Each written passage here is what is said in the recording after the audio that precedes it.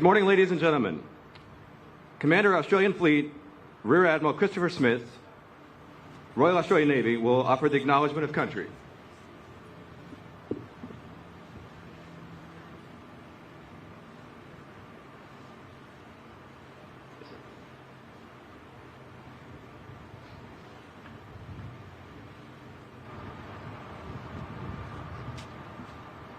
Good morning and welcome to Garden Island.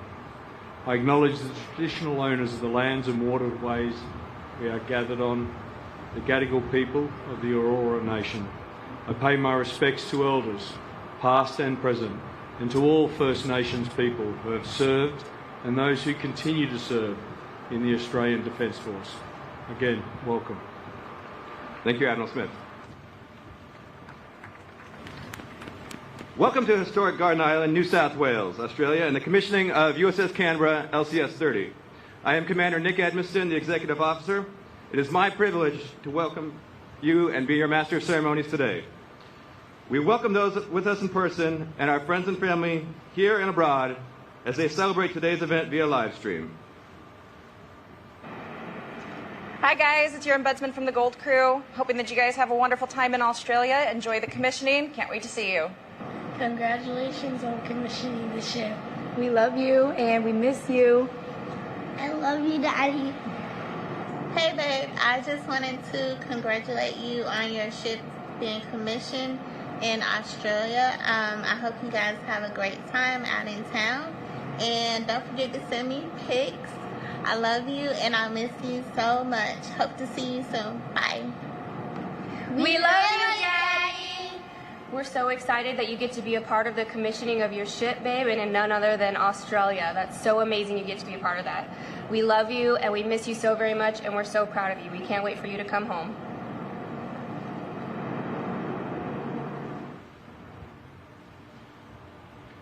We are here today to commission the second U.S. Navy warship to proudly bear the name of Australia's capital city.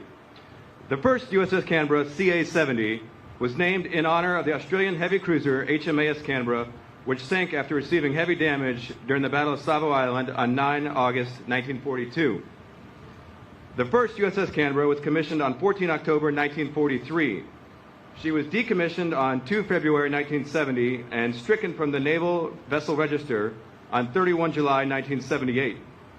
During her distinguished career, she served in World War II and in the Vietnam War. She earned an impressive 7 battle stars. We are honored to have members of her crew with us today. Gentlemen, please stand.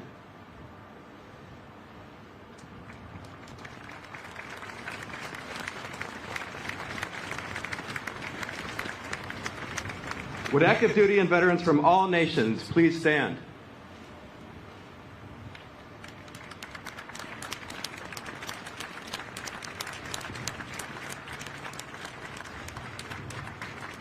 Would all service members' families please stand?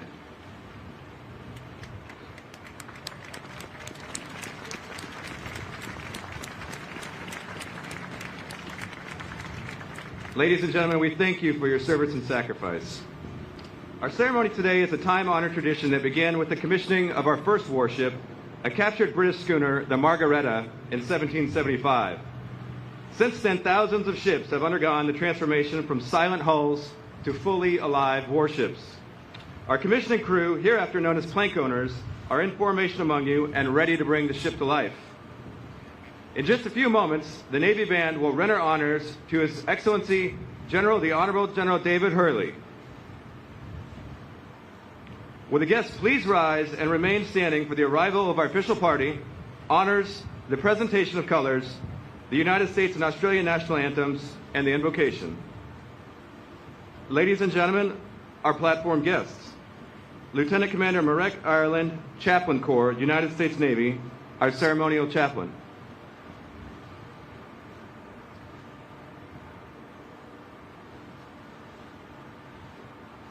Senior Chaplain Paul Stewart, Royal Australian Navy.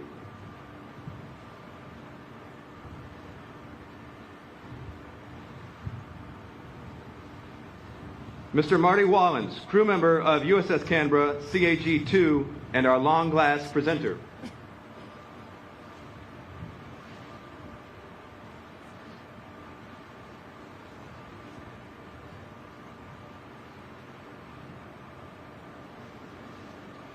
Mr. Ward Cook, USS Canberra Commissioning Committee Chairman and our long-glass presenter.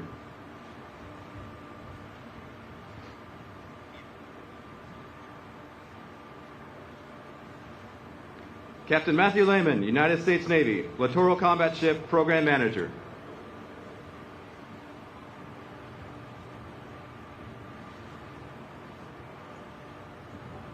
Captain Mark Crawford, United States Navy, Commander, Littoral Combat Ship Squadron 1. Mr. Larry Ryder, Vice President of Business Development and External Affairs, Oslo, USA. Rear Admiral Select Kevin Smith, United States Navy, Program Executive Officer, Small and Unmanned Combatants.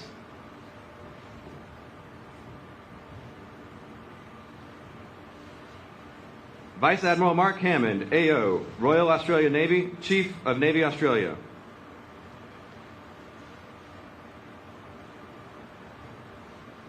Admiral Michael M. Gilday, United States Navy, the 32nd Chief of Naval Operations.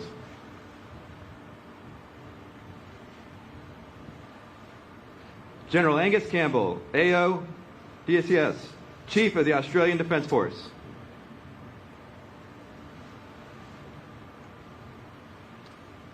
The Honorable Carlos del Toro, the 78th Secretary of the Navy.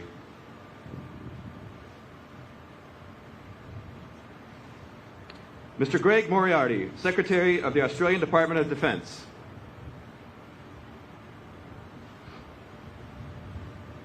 His Excellency, the Honorable Dr. Kevin Rudd, Australian Ambassador to the United States. The Honorable Caroline Kennedy, United States Ambassador to Australia.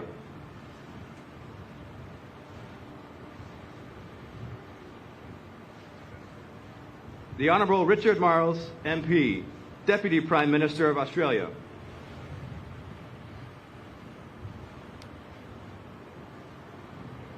Her Excellency, the Honorable Margaret Beasley, AC, KC, Governor of New South Wales.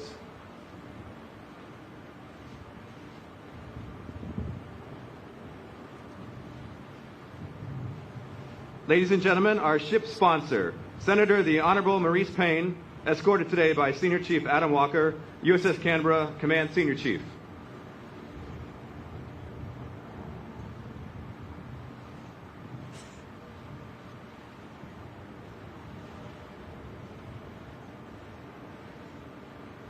Ladies and gentlemen, His Excellency General the Honorable David Hurley, AC, DSC, Governor General of the Commonwealth of Australia, escorted today by Commander William Ashley, United States Navy, USS Canberra's Commanding Officer.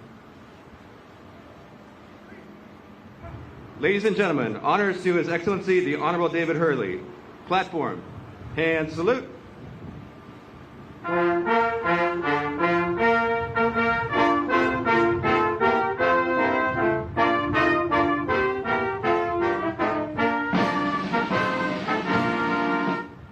Platform, ready, two.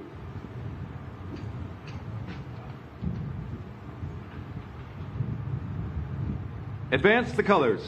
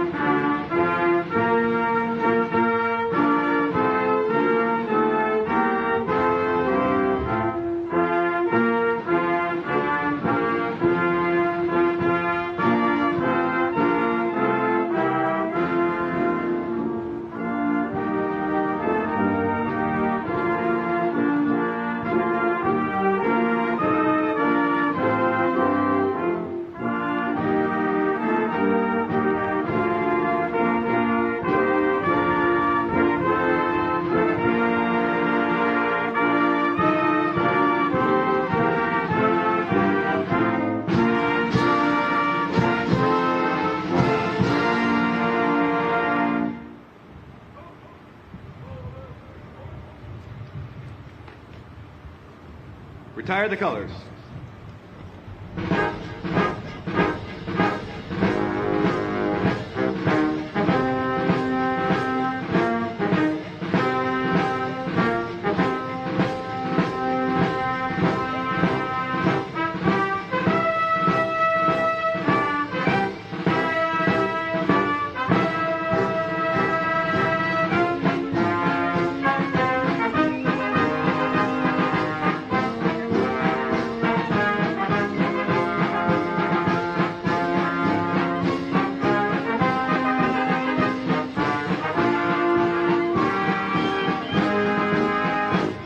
Platform. Ready? 2. Ladies and gentlemen, Senior Chaplain Stewart will now deliver the invocation.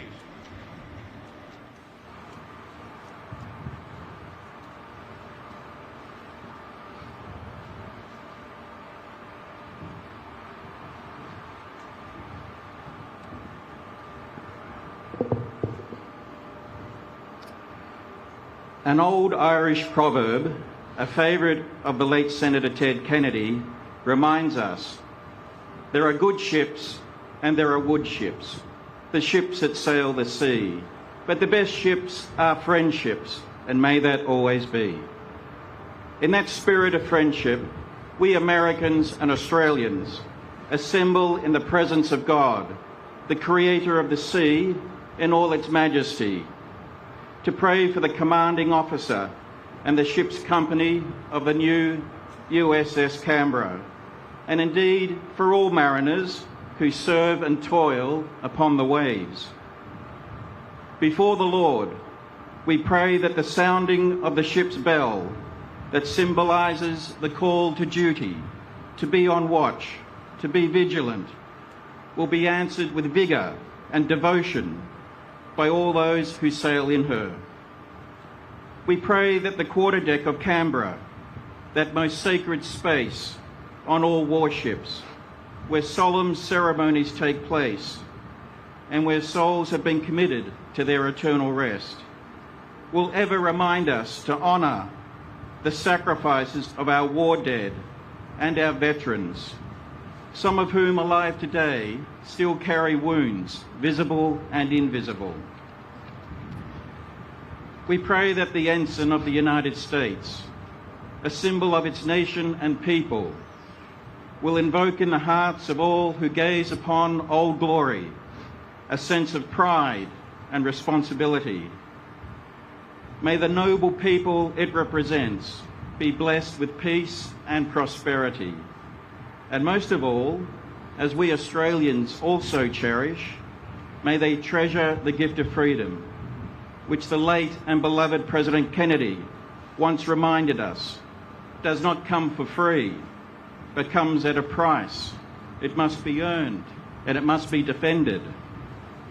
At Annapolis, President Kennedy inspired his audience of naval trainees in these words: "I can imagine no more rewarding career, and any man who may be asked in this century what he did to make his life worthwhile can respond with a good deal of pride and satisfaction: I served in the United States Navy." So we turn to the Lord, to whom even the tempest of the sea is calmed by his command. And we ask that those who sail in the good ship Canberra will always return home safely and soundly, to cheers from loved ones and sweethearts, knowing their ship steers under God's protection and forever sails with our prayers and our good wishes. To this we can all say, Amen. Thank you, Senior Chaplain Stewart. We would like to thank the United States Navy 7th Fleet Band, the Royal Australian Navy, the United States Navy Ceremony Guard, and Australia's Federation Guard for their support today. Additionally, we would like to thank and acknowledge the Royal Australian Navy, without whose support today's ceremony would not have been possible. And we are truly grateful to the USS Canberra Commissioning Committee for their generosity and support. Will the guests please be seated? Ship's Company, parade, rest. Ladies and gentlemen, His Excellency General the Honorable David Hurley.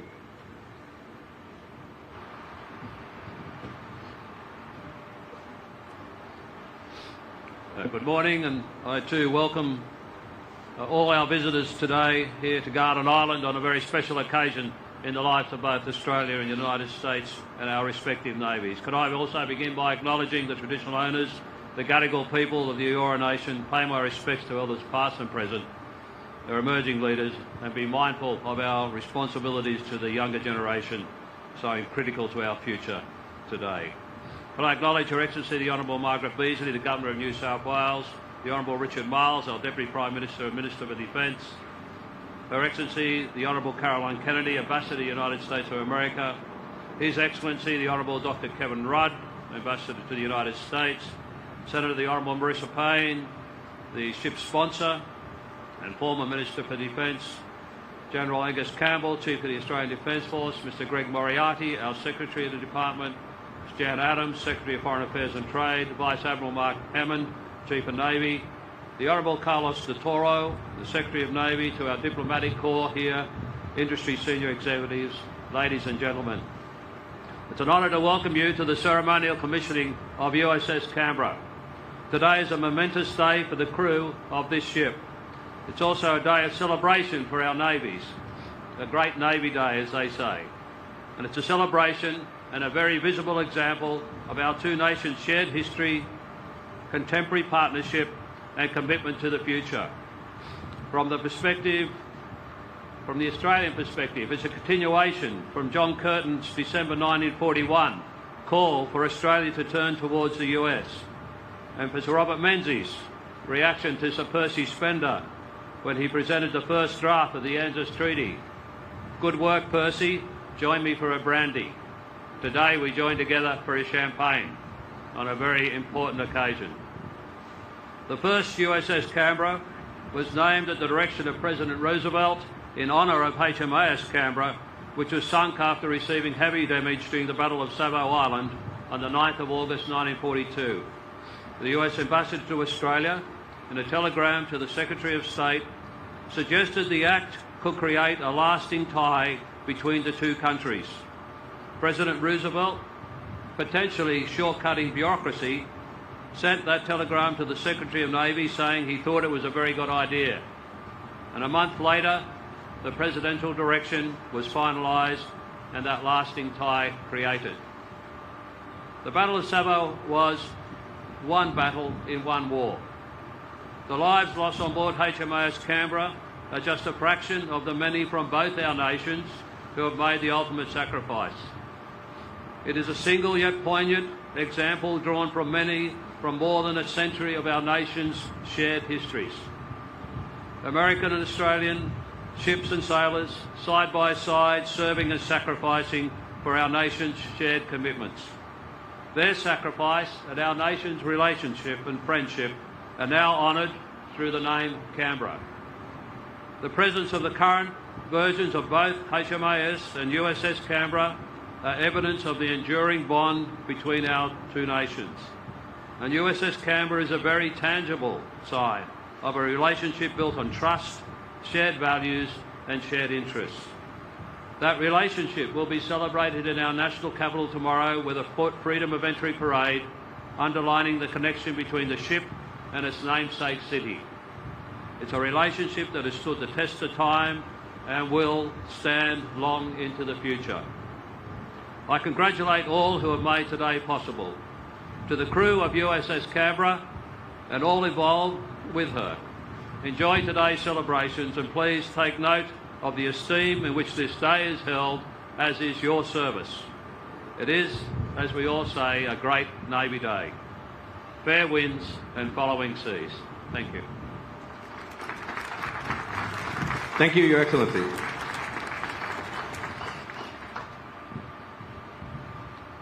Ladies and gentlemen, Mr. Larry Ryder.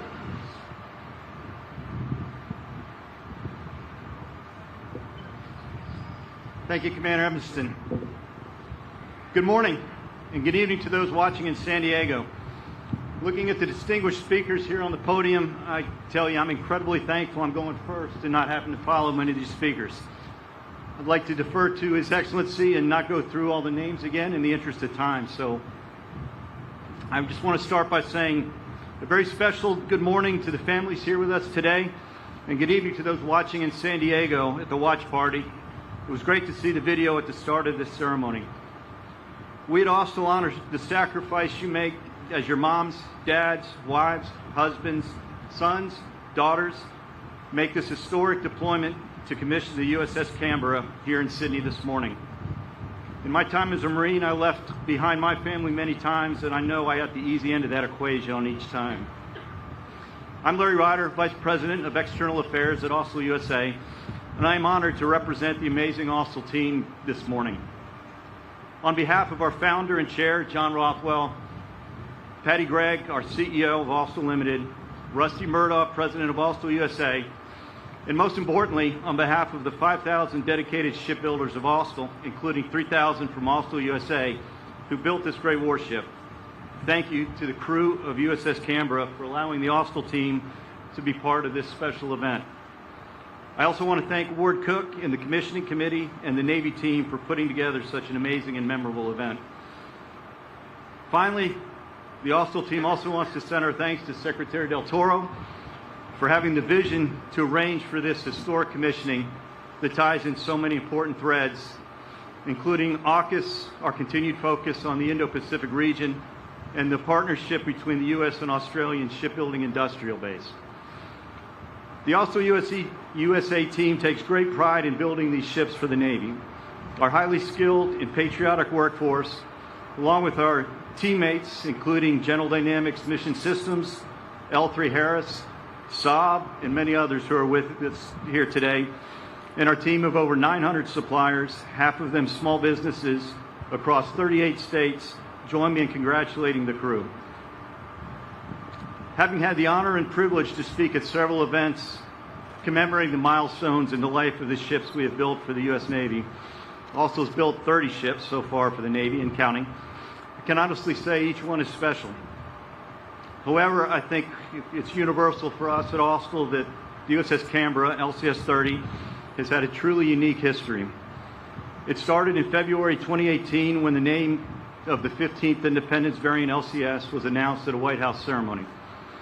At that ceremony, Senator Payne was also announced as the ship's sponsor. When he announced the name with Prime Minister Turnbull, President Trump stated that USS Canberra would symbolize to all who cross her path the enduring friendship between the United States and Australia. Prime Minister Turnbull summed it up well when he stated, "The ship will be built by Austell in Mobile, Alabama, so you'll have an Australian company with American workers working and operating in the United States, building ships for the United States Navy." As you heard already, the name carries on the legacy of the cruiser HMAS Canberra that in August 1942 fought valiantly alongside U.S. Navy ships in the Battle of Savo Island, where it was damaged and subsequently sunk. Having had the honor to serve in the 1st Marine Division, many of those Marines that rotate through Darwin these days, the Battle of Savo Island has special significance as it was fought to defend U.S. Marines fighting ashore on Guadalcanal, a battle seared into the history of our Corps. After Canberra was named, she began to come to life as we started construction. Again, it was a unique experience as we built her while the world struggled with the global pandemic. Though we faced a number of unique challenges, the Navy and Austell team and the nation's shipbuilding industrial base, our team included, continued to build and deliver ships. The christening of Canberra in June of 2021 again offered some unique challenges. When the pandemic restrictions prevented our sponsor, Senator Payne, from being able to make it for the event, and I know she tried valiantly to schedule things to allow that, we had a stand-in come for Senator Payne, who also was unable to attend due to travel restrictions. So we wound up having a stand-in for the stand-in break the bottle of champagne. But that stand-in, Mrs. Sinadinos, eventually made it down to Mobile later that day, and she too broke a bottle of champagne on the Canberra. So in fine Australian tradition, one bottle of champagne proved not enough. It needed two. In one more interesting twist of timing, Rusty and I were in Washington at a reception at the ambassador's residence, as was Secretary Del Toro, to present christening gifts to Senator Payne. It turned out the AUKUS agreement had just been announced 2 days prior, so we were there at the start of this, and we continue to be a part of it. The Austell team is proud to be part of the team growing the U.S. Navy. In addition to the USS Canberra, the Austell team has delivered 16 sister ships, 5 of which are deployed to the Western Pacific today. We've also delivered 13 expeditionary fast transports. We have 7 more ships under construction and 24 more under contract. And we're also building submarine modules that hopefully soon will be part of submarines sailed by Australian sailors. Not too bad from a small yard in Australia that moved to the States in 1999. At Austell, we are excited to be part of the developing AUKUS program. One of the benefits of working downtown in Washington, D.C., and I think many on the podium will agree there's not many, is I get to start most days with a run that includes the Vietnam Veterans Memorial, the Korean War Veterans Memorial, and World War II Memorial. And as I make that run, you can't help but remember that in each one of those conflicts and many more, Australian service members fought and many made the ultimate sacrifice alongside their U.S. counterparts. In the future, our team of shipbuilders looks forward to working closely with the Australian shipbuilders, as well as we work to jointly operationalize the AUKUS agreement and continue that legacy of shared service and sacrifice. And finally, before I wrap up, I can't pass on the opportunity for the Austell team to recognize the great career and tremendous contributions of Admiral Gilday has made to our nation and to our Navy.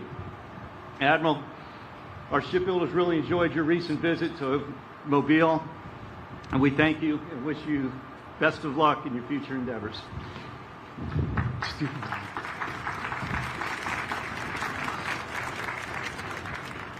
To the crew of USS Canberra, thank you again for allowing the Austell team to participate in this special occasion. The entire Austell team wishes you fair winds and following seas. Thank you, Mr. Ryder. Ladies and gentlemen, Vice Admiral Mark Hammond.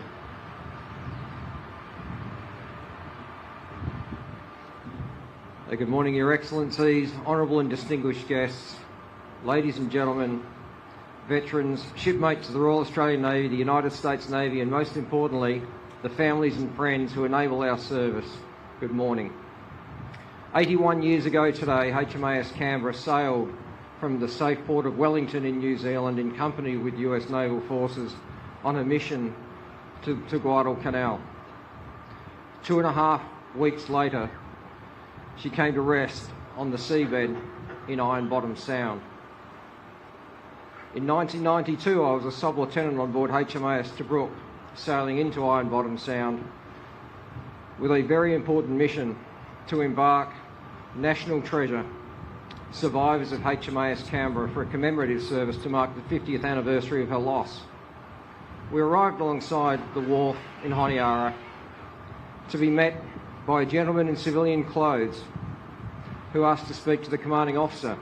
This gentleman, a retired US Navy officer, Mr. Bob Ballard, had just been surveying Iron Bottom Sound and had located and surveyed the wreck of HMAS Canberra the week before. He handed the commanding officer, Commander Graham Kennedy, a handwritten note with the coordinates of the ship. He said, if you hover your ship in this position, you'll reunite the survivors with their shipmates for your commemorative service. I can assure you there was not a dry eye on that day. The history between our two navies, forged under fire in battles across the Indo-Pacific, has only strengthened and deepened, and today is a historic event in that relationship. In considering how we, the Royal Australian Navy, might make an indelible mark on today's ceremony, one that will last for the duration of the commissioning of USS Canberra, I was reminded that every Australian surface combatant flies the red kangaroo on the superstructure. It was originally designed to distinguish us from the Royal Navy with whom we spent so much time. We used to fly the same white ensign as our shipmates in the Royal Navy. Ultimately, in 1967, we commissioned the Australian white ensign. The tradition of the red kangaroo has continued. It's an absolute privilege today to invite Admiral Mike Gilday to join me for a moment to make a presentation to the ship's company. but to the men and women of USS Canberra, and more importantly to the families that enable your service. As my wife Jodie says, power at sea is derived from strength at home. I congratulate you on the commissioning of a fine warship. There will always be an Australian sailor or officer posted to this ship. There is a Royal Australian Navy lieutenant, part of the ship's company today. But all of you, when you look to the superstructure in future, you will see your own special Australian kangaroo. Mike, would you join me, please?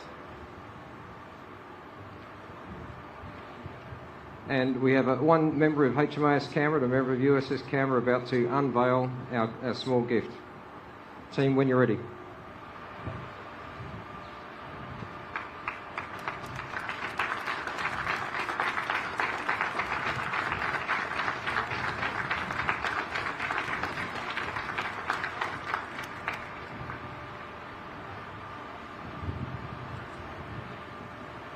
For those who can't see it, which is pretty much everyone here on the stage, it is a star-spangled kangaroo. It will be flown on the superstructure of USS Canberra, and I believe there's already one up there. Again, congratulations to the commanding officers of the ship's company, to the US Secretary of the Navy, Chief of Naval Operations, and all who serve in HMAS Canberra and USS Canberra. We are together, united. We'll always welcome this ship in any Australian port, anytime, any day. Thank you very much. Thank you, Admiral Hammond. Ladies and gentlemen, the Honourable Caroline Kennedy.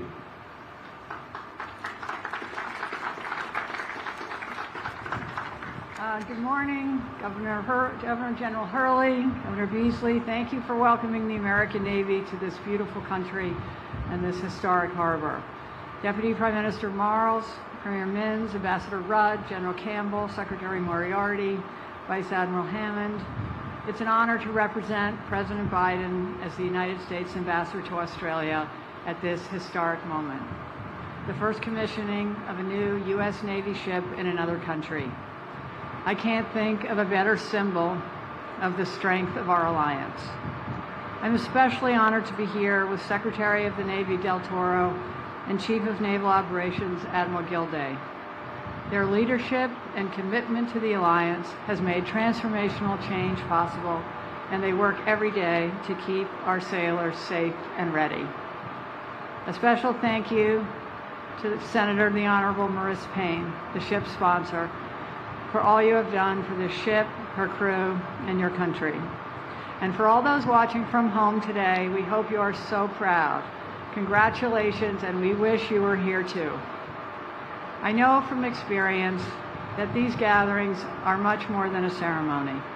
They offer the chance to reflect on the values that the ship represents, the values of our alliance, protecting freedom, preserving the stability and prosperity of the rules-based order, and doing the daily work of building a more just and peaceful world. That's what Americans and Australians have been doing together for more than 100 years. Our parents and grandparents forged this alliance through shared sacrifice and service. I wouldn't be here today if not for the Australian Coast Watcher who arranged my father's World War II rescue after a Japanese destroyer sunk his PT boat.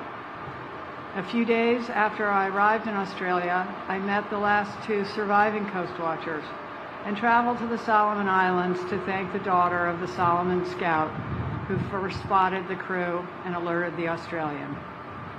My father's story became part of history, but there are countless other Americans and Australians who have depended on each other, loved each other, sacrificed for one another, and fought together for a better future. Our lives may be shaped by the historical forces of our time, but it's the connections we make to one another that define us and give our lives meaning. Now it's our turn to carry this alliance forward for our own children and grandchildren. Tomorrow marks 1 year since I arrived in Australia.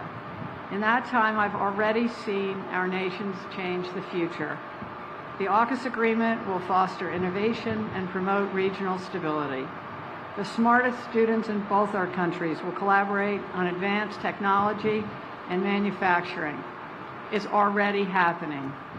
and the U.S. and Australia are partnering to combat climate change and accelerate the world's clean energy transition. In May, President Biden and Prime Minister Albanese announced that climate and clean energy are the third pillar of the alliance. I can think of no better symbol of this shared future than the USS Canberra. Built by American workers for an Australian company in Mobile, Alabama, her crew will always include a Royal Australian Navy sailor, and from today forward, she will proudly display a star-spangled kangaroo. Closing, we pray that God will keep the USS Canberra safe, and I too wish for her fair winds and following seas. Thank you. Thank you, Ambassador Kennedy.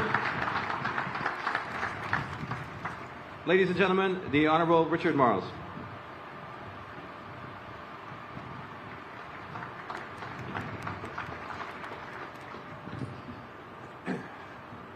I'd like to acknowledge the traditional owners of the land on which we meet.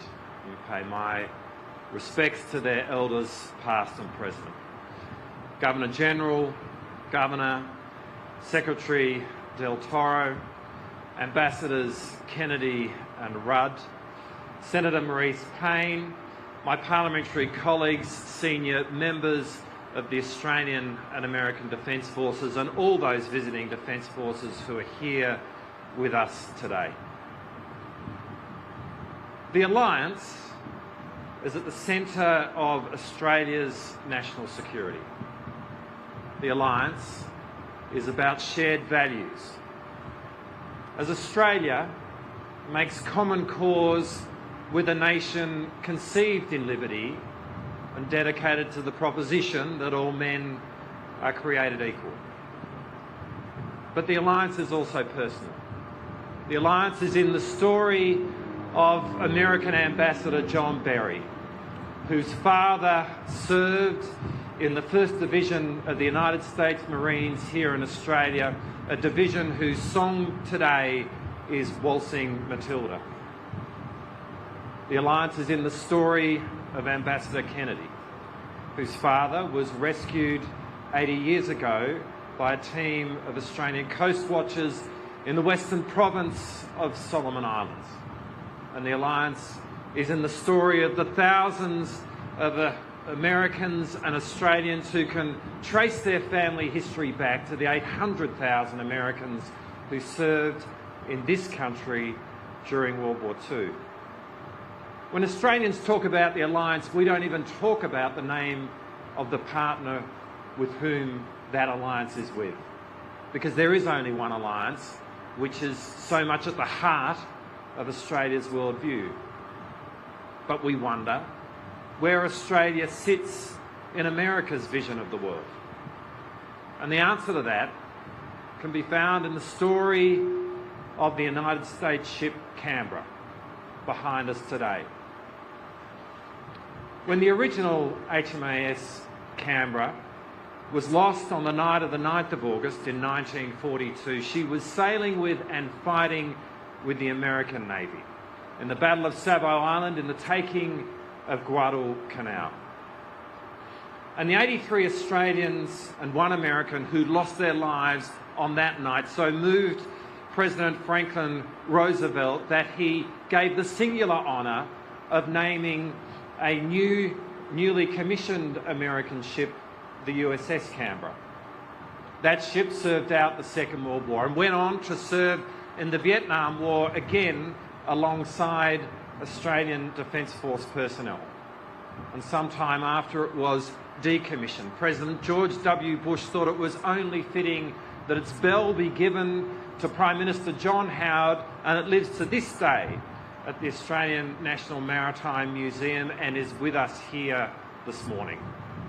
And so these two ships, the modern HMAS Canberra and the USS Canberra, are inextricably linked, inextricably intertwined. They are genuinely siblings.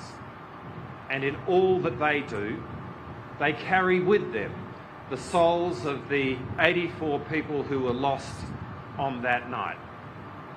And as we sit here today before the USS Canberra, a ship which was designed in Fremantle, built by the great Australian company Austal, we do so in the knowledge that there will always be an officer of the Royal Australian Navy who will serve on its crew. We will always know that its sponsor will be an Australian Senator, Maurice Payne, a former Defence Minister who is with us today. We will know that its crest bears the Southern Cross and a kangaroo, and that it was commissioned on this day in this most unique, unprecedented and historic event where for the first time a new American warship is being commissioned outside of the United States. And in all of that, what we hear is that to America, Australia matters. Next week, I will be hosting the United States Secretary of Defence, Lloyd Austin, and together we will visit Exercise Talisman Sabre, and we will watch the men and women of our respective defence forces exercise together. And as we do so, we will feel the pride of their service, and we will undoubtedly reflect that the alliance, the more than a century of mateship, as Australians and Americans have fought alongside each other in every conflict during that period of time, has been and will continue to be both fundamental and astounding. Thank you, Deputy Prime Minister Marles. Ladies and gentlemen, Admiral Michael Gilday.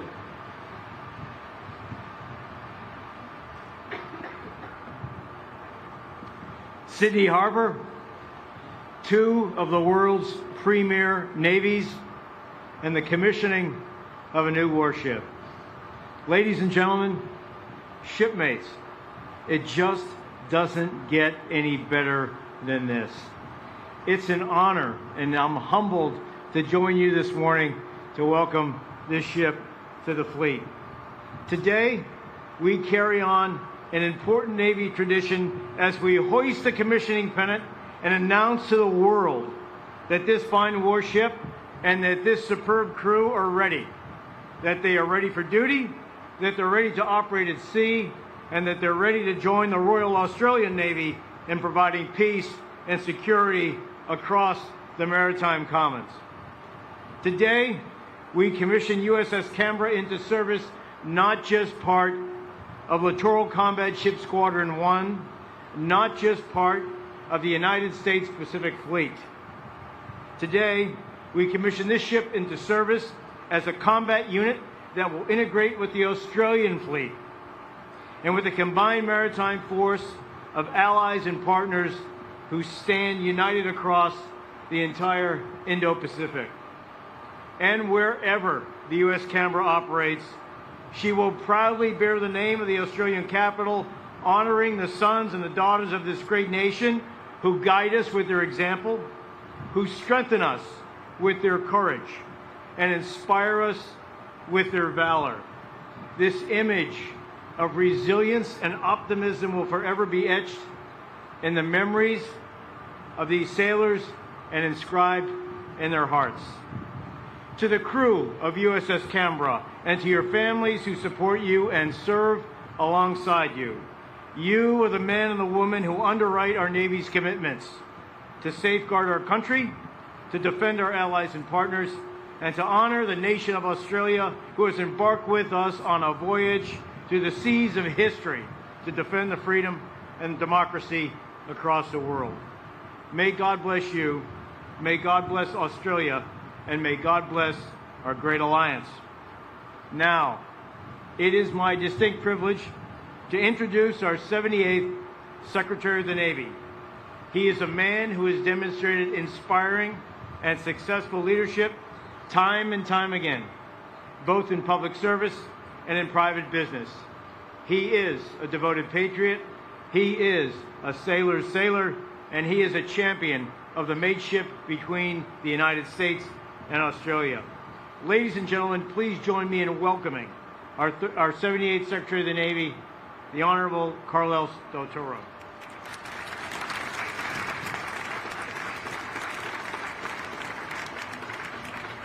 Good morning, Australia. Oh, come on, you can do better than that. Good morning, Australia. Good morning. Excellent, excellent.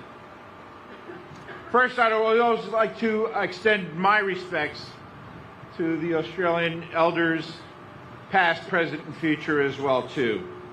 Admiral Gilday, thank you for that introduction. And thank you to your wife, Linda, for your exceptional leadership of our Navy and as the First Lady of our Navy.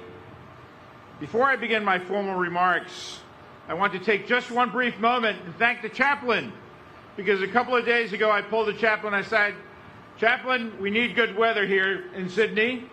I said, I think he's come through. Now, some of you Australians may disagree slightly and think that it's a bit cold, but to the ambassador, her son Jack, and to me, this is just another warm day in Boston. I want to express my special thanks to His Majesty the King's representatives, His Excellency General, the Honourable David Hurley, Governor-General of the Commonwealth of Australia, and Her Excellency the Honourable Margaret Beazley, Governor of New South Wales as well, for joining us for this morning's historic ceremony to commission the United States ship Canberra, LCS 30. It is an honor to share this moment with all of you. I want to express my heartfelt gratitude to Prime Minister Albanese, Premier Minns, Deputy Prime Minister Marles, General Campbell, Vice Admiral Hammond, the cities of Australia, of Sydney and Canberra, and the citizens of Australia, and again, particularly the Indigenous people, the traditional custodians of the land and of the sea, for the warm welcome that you have extended to USS Canberra, her USS Blue and Gold cruise. I also want to take a very special moment, if you would just indulge me, to express my thanks to a personal friend of mine. We first met 30 years ago when I was a young lieutenant commander sailing back from Desert Storm on one of our destroyers, the USS Preble. We were off the coast of Palma de Mallorca, and we received a maiden SOS call, and her sail ship, Joan Newman, her ship was the Meerman, was sinking off the coast of Palma de Mallorca. There was a slight Australian accent to her voice that day. The USS Preble came to the rescue, and we sailed her sail ship, and we have been friends for the past 30 years. And as the chaplain said earlier, there is no greater ship than friendship. And Joan is here with us today. She is an Australian pioneer. She has been her entire 95 years young. And Joan, would you just please stand up and be recognized?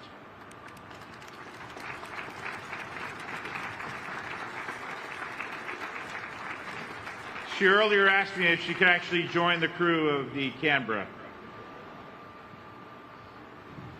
I can think of no more appropriate venue for our Navy to conduct our fleet's first ever initial international commissioning ceremony than here in Australia, the home of her ship's namesake. I would also want to extend my thanks to Senator the Honourable Maurice Payne for serving as our ship's sponsor. According to naval tradition, your spirit and presence will guide the USS Canberra and her crew throughout her time in service. We are grateful that you are with us here today, and it is my hope that you will continue to serve as the enduring connection between this ship, her crew, and the people of Australia. Additionally, I want to recognize again U.S. Ambassador Kennedy for her lifelong leadership and her team for her guidance and support to help make this day possible. And finally, thanks to the USS Canberra Commissioning Committee, chaired by Mr. Ward Cook, for all your hard work that has brought this day to its fruition. Ladies and gentlemen, this truly is a special occasion for our fleet, as our CNO stated, in our nation, to be here with you in Australia, one of our nation's closest allies, to celebrate the commissioning of our Navy's newest warship that is destined to serve throughout the Indo-Pacific region. And when the crews of USS Canberra execute their first mission alongside the Royal Australian Navy here in the Indo-Pacific, they will carry on the proud tradition of naval cooperation between the United States of America and Australia that dates back over a century. Since the founding of your Navy in 1911, our two navies have enjoyed a strong and enduring relationship that has stood this test of time throughout numerous global conflicts, from World War II, Korea, Vietnam, to the Gulf War, and most recently the global counterterrorism campaigns of the last 22 years.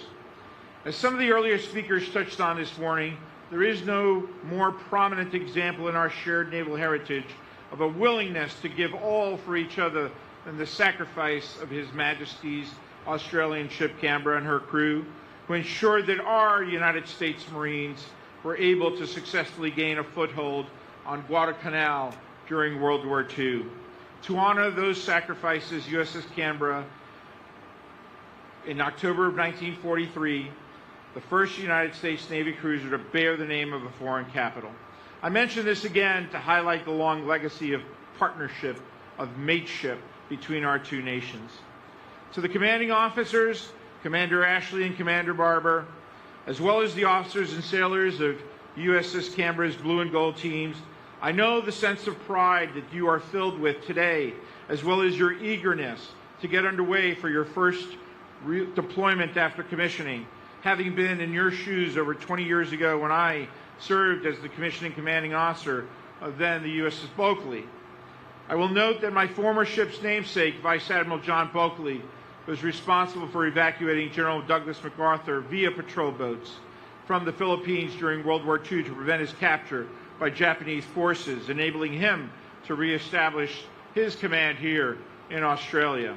And while the world today is much different than the one that Vice Admiral Bulkeley sailed through during his time in service, the USS Canberra is entering the fleet during a period of global uncertainty. We, along with our allies and partners around the world, are facing significant challenges in every environment that we operate in, from the seabed to the stars, as well as the cyber domain. Across the globe, it is apparent that the rules-based international order that for decades has fostered economic growth and underpinned a period of relative global stability is being again challenged.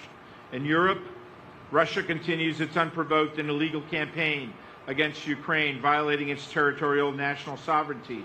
As President Biden reaffirmed last week at the NATO conference in Vilnius, Lithuania, our commitment to Ukraine will not weaken. We will stand for liberty and freedom today, tomorrow, and as long as it takes.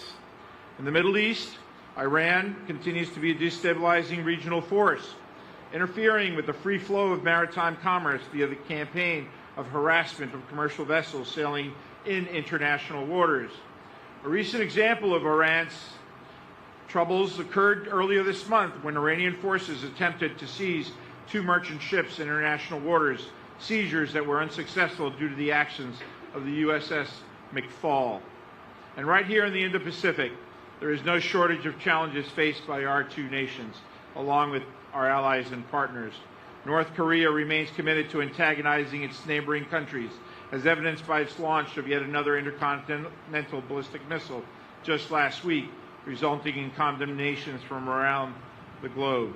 Additionally, and impossible to ignore, the People's Republic of China continues the rapid expansion of its Navy, leveraging its maritime organizational strength to coerce and intimidate its neighbors into accepting illegitimate maritime claims.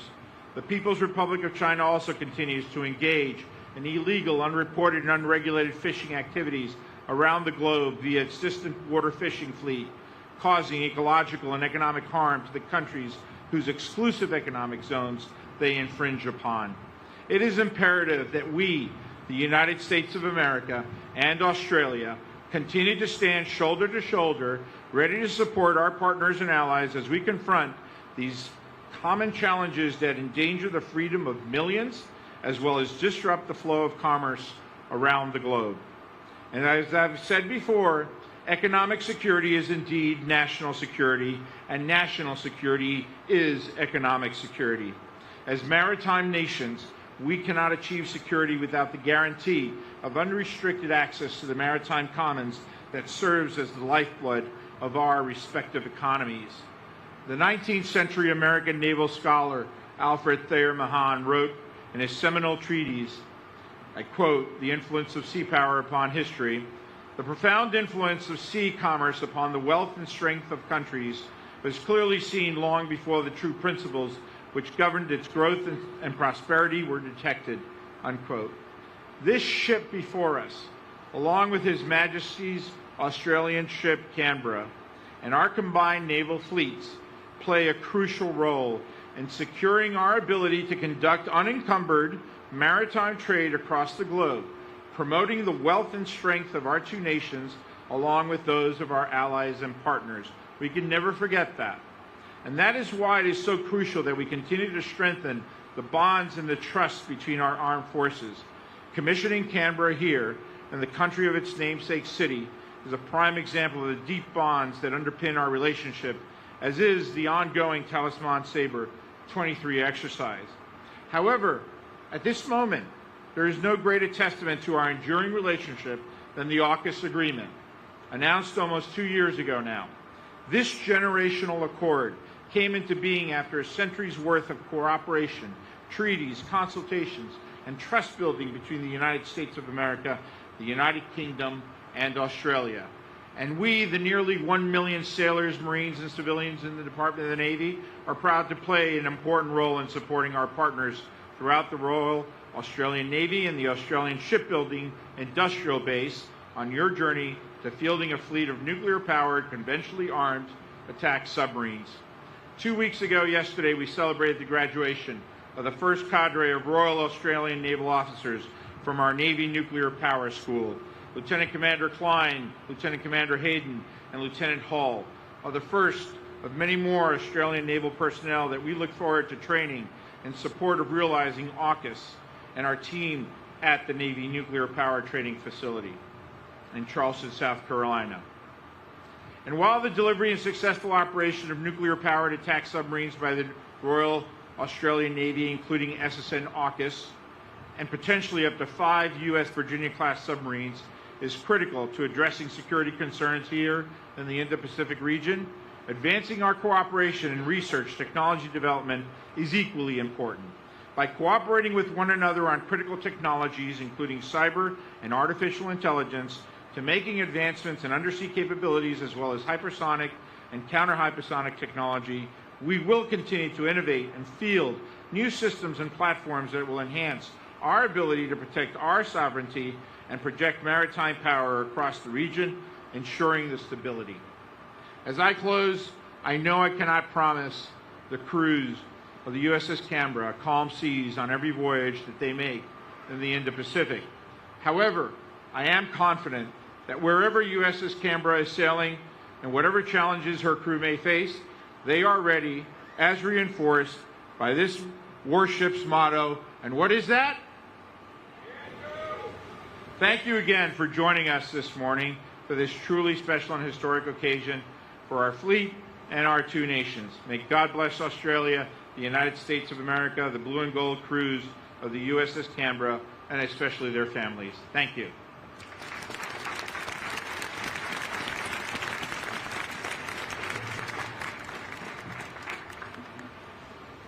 Thank you, Secretary Del Toro. Sir, it'd be an honor if you place Canberra in commission. I have my permission to place Canberra in commission. Aye, sir. On behalf of the President and the Secretary of the Navy of the United States, I hereby place United States ship Canberra in commission. May God bless and guide this warship and all who shall sail in her. Executive Officer, hoist the colors and the commission pennant. Aye, sir. Ship's Company, attend hut. The commission pennant in professional national navies began to take form late in the 17th century. All ships at that time were sailing ships, and it was often difficult to tell a naval ship from a merchantman. Navies began to adopt long, narrow pennants to be flown by their ships at the mainmast head to distinguish themselves from merchant ships. The commission pennant will fly continuously until the ship is decommissioned. Ladies and gentlemen, please rise. I direct your attention to the ship's mast as we hoist the colors and commission pennant. Quartermaster, hoist the colors and commission pennant. Aye, aye, sir.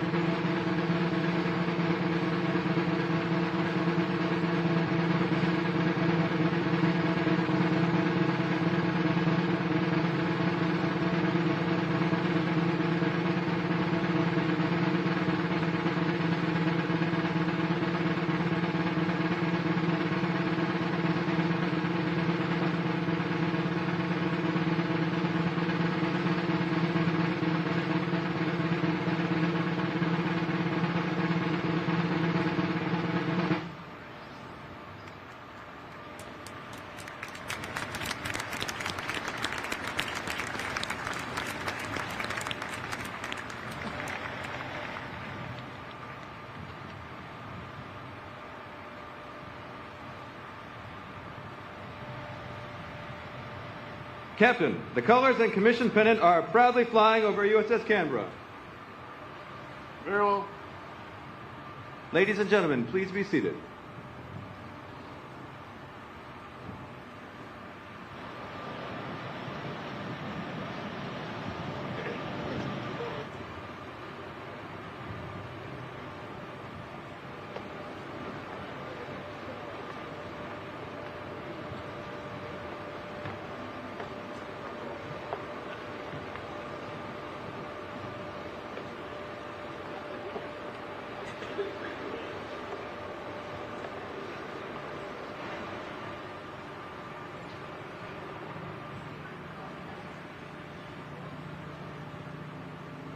I will now read my orders. From Commander Naval Military Personnel Command to Commander William Ashley, United States Navy. Subject, Buford's Orders number 0538 of 27 February 2023. When directed by Reporting Senior, detach from present duty and report to Pre-Commissioning Unit Canberra as Commanding Officer. Upon commissioning of USS Canberra, report for duty as Commanding Officer. Admiral Gilday, United States ship Canberra is in commission, and I am in command, sir. Thank you, sir.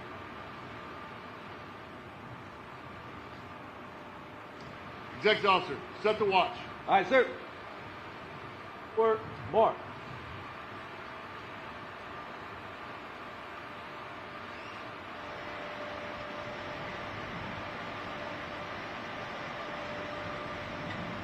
Off the deck.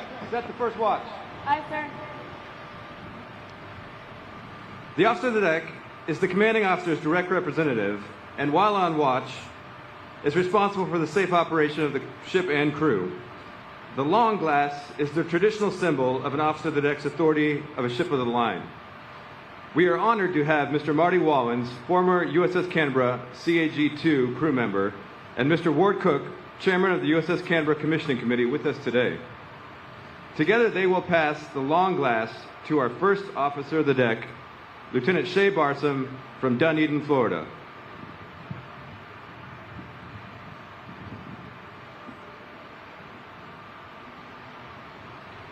The petty officer of the watch is orographer's mate, first class, Antonio Von Bank from Beaumont, California.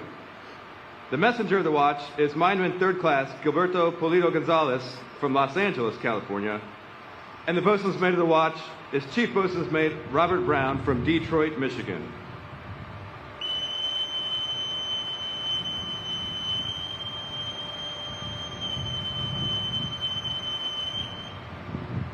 Set the watch. On deck, section 1. Sir, the watch is set. Very well. Detail, forward, march.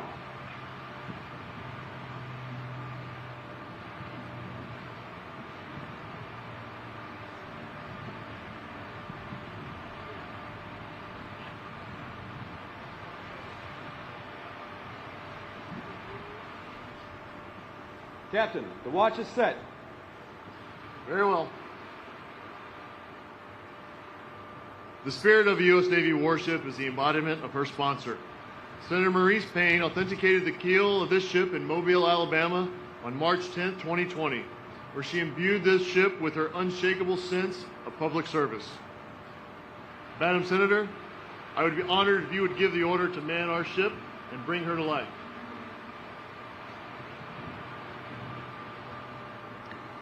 Thank you, Commander Ashley. Let me begin by acknowledging the traditional owners of the lands and waters on which we meet here today, the Gadigal people of the Eora Nation.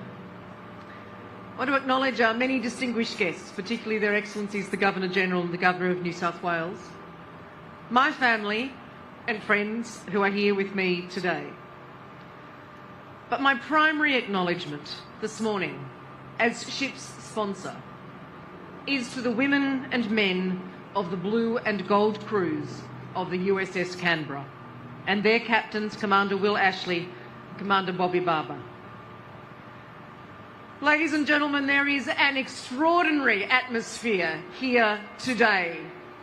It's palpable, it's rich, it's warm, it's emblematic, of the United States and Australian relationship. And many of you come here today to this once-in-a-lifetime event with your own stories about the United States-Australian relationship. The crews of this ship, however, will now start a whole new book of their experience and indeed their mateship of the Australian and United States navies together. I could not be more honoured and proud to be your ship's sponsor. I walked through the ship yesterday. I spotted the odd red kangaroo there. That was good to see. And I want to particularly thank the ship's company for the warm welcome that you have given me. To the crews of the USS Canberra, there is a lot of history, powerful, intense history wound up in the naming of your ship and her commissioning today. I know that you will appreciate that as you go about the service of your nation. And for that service, I thank you all. I thank your families. I acknowledge them, the service they give so often across the seas. And to those who I have met here in Sydney this week, what an extraordinary honour for me to have had that opportunity. Thank you for making the trip to Australia. Thank you for being part of this extraordinary event. Finally, can I thank again Secretary of Navy Carlos del Toro and his distinguished predecessor Richard Spencer for the honour of being our ship's sponsor. And to the crew, the blue and the gold crews, thank you for bringing can-do to the USS Canberra.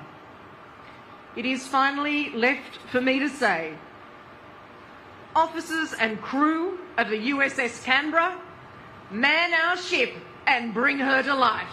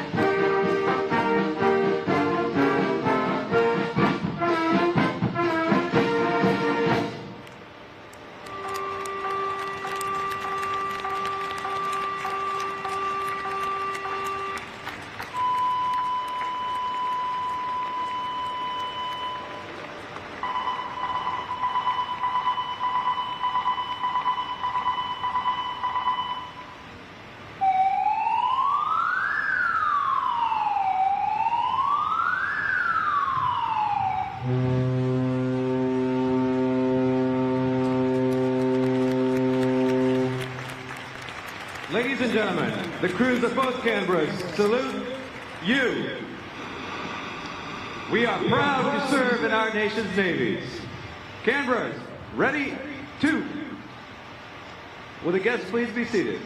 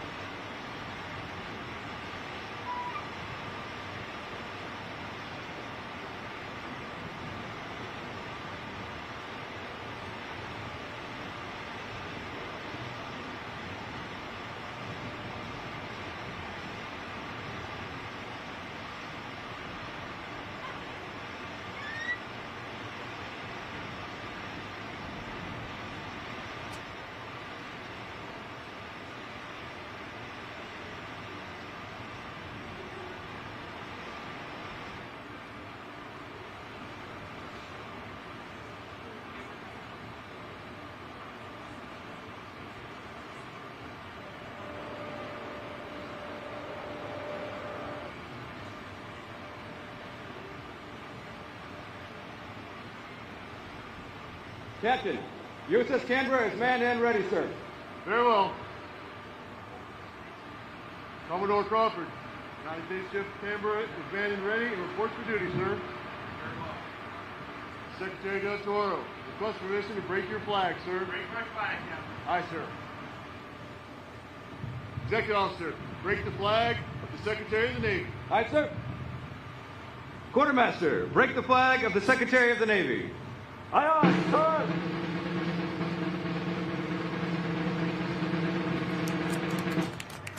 Captain, the flag of the Secretary of the Navy is proudly flying over USS Canberra.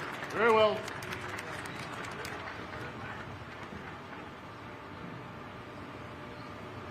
Ladies and gentlemen, Commander William Ashley, United States Navy, Commanding Officer, USS Canberra.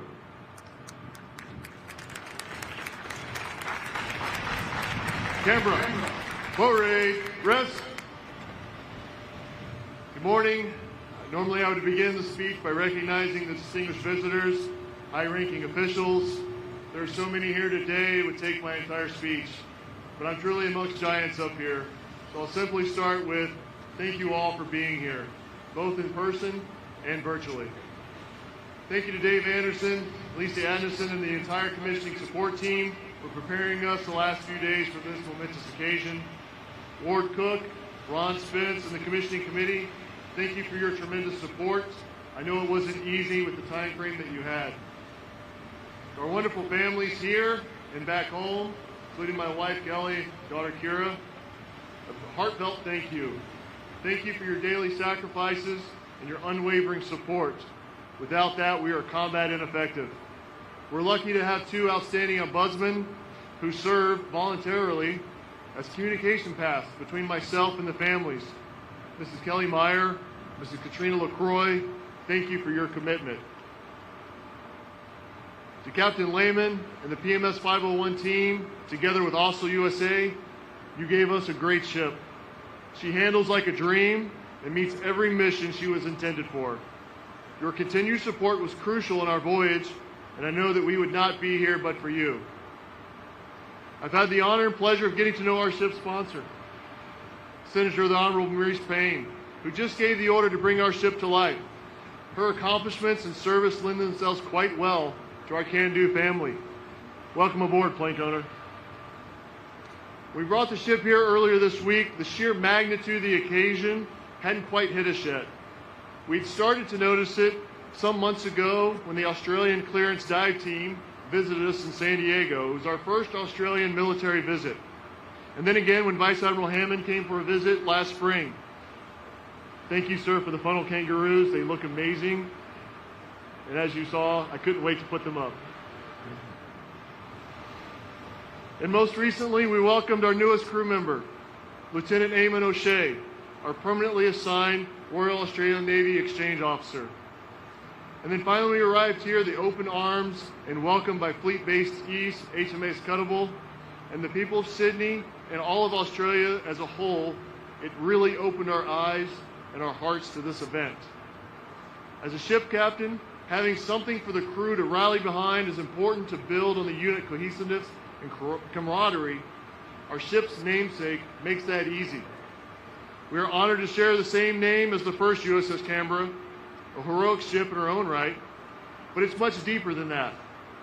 We continue to recognize the sacrifice of the first HMS Canberra, whose fight helped protect the U.S. Marines on Guadalcanal. Naming the second USS Canberra renews the mateship of our two nations, just as it did back in 1943. This week we have established our connectedness with HMS Canberra III. We sailed behind Captain O'Hara, great ship on the way into Sydney Harbor. We've enjoyed multiple events between the two crews, just they are amongst the ranks on the ship behind me. Their support and hospitality have been amazing and heartwarming. Captain O'Hara, I would gladly sail into harm's way alongside you, your ship, and your crew. Tomorrow we will strengthen our relationship with the city of Canberra as we visit our namesake city and take part in time-honored traditions and ceremonies. We are humbled by the invitation. So you can see the connections with our countries are much deeper than just a ship naming. Our friendship is much more strengthened because of it. The crew that you just saw bring this ship to life is one of the best I've ever served with in my 30 years in the Navy. They look out for each other, they love this ship, and they pour their blood, sometimes tears, into her. I'm humbled every day to see them embody our can-do spirit. Our first commanding officer, Commander Mike Tyree, instilled a sense of that culture that will last for many times to come. I've also heard that all good things come in pairs. We're lucky to have two amazing crews. I've been with Blue crews since the beginning, and I'm fortunate to have both Blue and Gold crews on board. Gold crew is led by Commander Barber, an excellent ship captain. Thank you, Bobby, for letting me borrow your crew. Secretary del Toro, Admiral Gilday, Commodore Crawford, you can count on us. We are ready for our nation's tasking. Thank you. Ship Company, attend hut. Will the guests please rise and remain standing for the benediction that will be offered by Lieutenant Commander Ireland.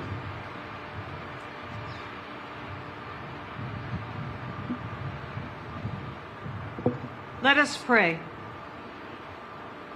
Lord, thank you for those who have worked so diligently to create a ship that will serve our sailors and country. May it be used as an instrument of protection for those who cannot protect themselves. We ask that you hold fast to those who sail this ship. We put our trust in you, that you will preserve our sailors from the dangers of the sea and from those who would seek to cause harm to others, and return our sailors safely home. Lord, just as you pull us towards the safety of your shores when we are adrift, may this ship and the sailors who man her safeguard life and freedom, so that those who are afraid and in distress may take heart when they see the Canberra on the horizon. May those who sail this ship go forth courageously, hold to what is good, true, and right. And should storms come, may they find shelter in your outstretched arms.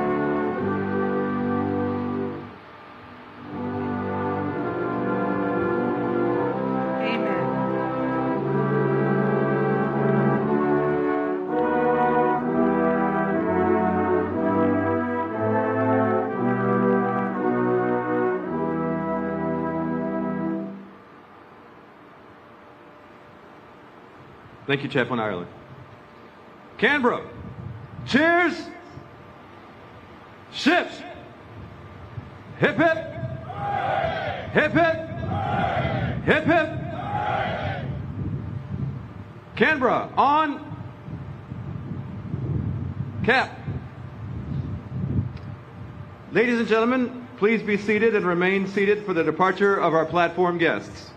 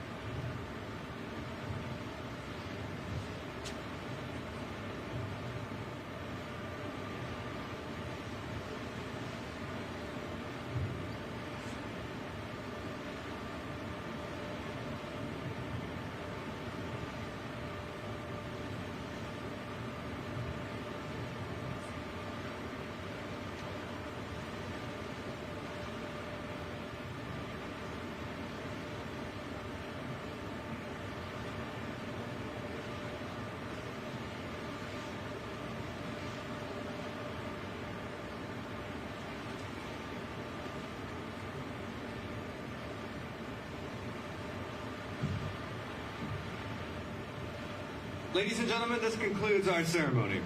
Thank you for joining us today. Ship's tours will commence in 20 minutes. Please line up at the bow to your left if you wish to tour the ship. The last tour will be at 2:30 p.m. and buses will run continuously to the Cuttable Gate until 3:30 p.m. The ferry will depart at 12:30, 1:30, and 2:30 p.m. And you are welcome to enjoy refreshments provided by the Canberra Commissioning Committee under the large tent to your right. Ship's company, dismissed.